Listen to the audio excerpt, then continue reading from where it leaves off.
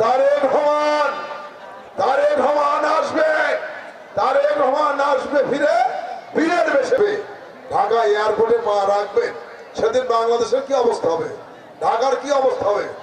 রাজপথ মাটি যে তারেক রহমানের, সেই মাটি থেকে আমরা বলতে চাই, আমরা এই দেশ থেকে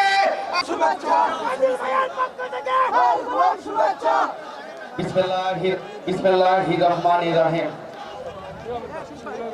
বাংলাদেশ জাতীয়তাবাদী দল সারিয়াকান্দি উপজেলা পৌর বিএনপি কর্তৃক আয়োজিত আজকের এই কর্মী সমাবেশের সম্মানিত সভাপতি, সারিয়াকান্দি উপজেলা বিএনপির সংগ্রামী সভাপতি অ্যাডভোকেট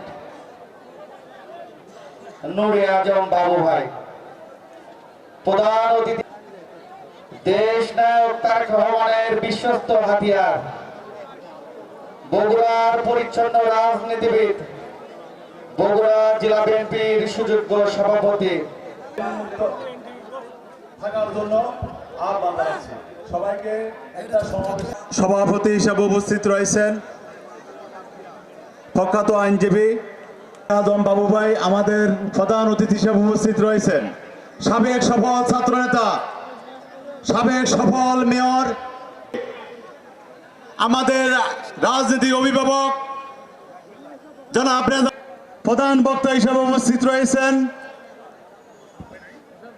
বিএনপির অন্যতম সদস্য কাজী রফিকুল ইসলাম, আমাদের মাঝে উপস্থিত রয়েছেন বিএনপি সিনিয়র সহসভাপতি সোনাদুল্লাহ মাঝে, সোনাদুল্লাহ সাহেবের কৃতি সন্তান, বিএনপির বিপ্লবী সাংগঠনিক সম্পাদক আমাদের সাবেক পিপি শহীদুল নবী সালাম ভাই, আমাদের মাঝে উপস্থিত রয়েছেন আরেক আমার সহযোদ্ধা বন্ধু কর্মী সমাবেশটি হয়েছে ব্যতিক্রম।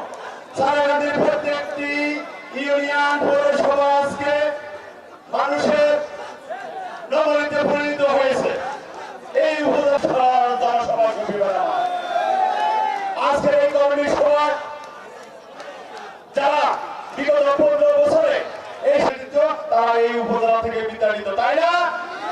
এই উপজেলা আপনাদের সাথে কেউ নেই। আজকে আপনাদের দেখি অনেক সময় বড় বড় মিছিল হয়, সেখান থেকে লোক চলে যায়, কারণ এখানে যারা আওয়ামী লীগে রয়েছেন এরা সব সময় ভাড়া খাটে, এখন ভাড়া খাটার জন্য বাংলাদেশ জাতীয়তাবাদী যুব দলের সত্য চরিত্রের বিরুদ্ধে থাকতে পারে না।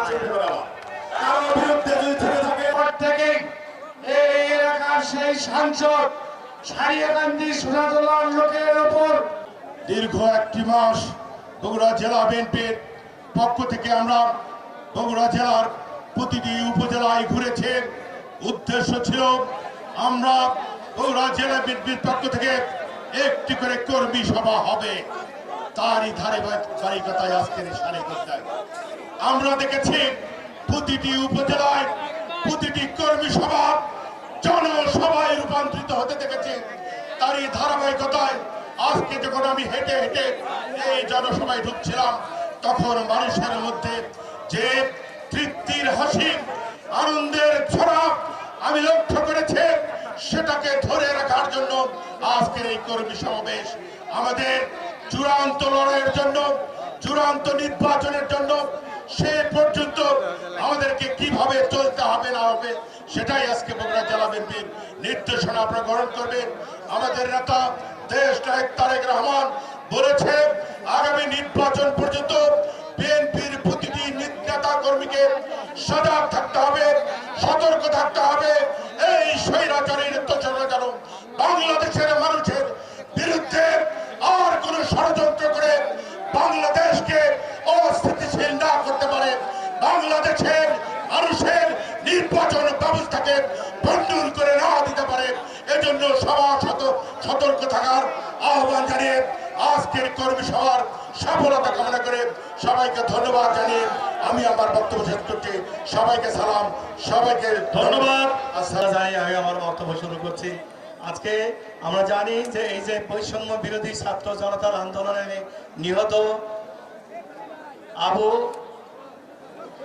সাইদ মুগ্ধ সহ 1500 মানুষের তাজা প্রাণে নিহতের বিনিময়ে এবং 22,000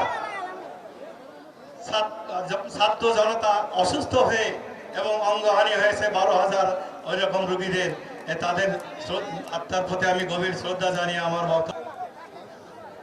বিএনপির সংগ্রামী সভাপতি নুরে আজম অ্যাডভোকেট নুরে আজম বাবু, উপস্থিত আজকের প্রধান অতিথি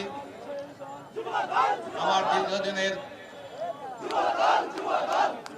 উপস্থিত সাবেক সাধারণ সম্পাদক এবং কেন্দ্রীয় কমিটির সদস্য আলী আজগর তালুকদার হেনা, উপস্থিত সাবেক সাধারণ সম্পাদক এবং কেন্দ্রীয় কমিটির সদস্য জয়নুল আবেদিন চাঁদ, আজকের এই মাঠেই আমাকে 2001 সালে আজকের সারা বাংলাদেশের নন্দিত নেতা, সারা বাংলাদেশের অহংকার দেশ নায়ক তারেক রহমান এখানে আপনাদেরকে পরিচয় দিয়ে করিয়ে দিয়েছিলেন 2001 সালের নির্বাচনে দাঁড়ানোর জন্য। ভাইয়েরা আমার, 2007 সালে নির্বাচনে আমাকে মনোনীত প্রার্থী হিসেবে ঘোষণা করা হয়েছিল। ভাইয়েরা আমার, সেই নির্বাচন আওয়ামী লীগ হতে দেয় নাই। 2018 সালের সর্বশেষ আমরা যে জাতীয় নির্বাচনে অংশগ্রহণ করেছিলাম, সেই নির্বাচনের প্রার্থী হিসেবে আমাকে ঘোষণা দেওয়া হয়েছিল। আপনাদের কাছে এসেছিলাম, আপনাদের পাশে দাঁড়িয়েছিলাম, কিন্তু আওয়ামী হায়নাদের পাশে এই প্রশাসনের মাধ্যমে তারা কারচুপি করেছিল। আজকে প্রকাশ্যে কথা বলতে পারে না। আজকে প্রশাসন যন্ত্রকে পরিষ্কার ভাবে বলতে চাই, আপনারা আওয়ামী লীগের লুণ্ঠনের কোন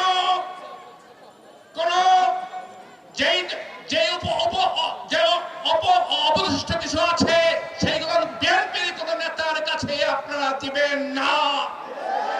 বিএনপি লুণ্ঠন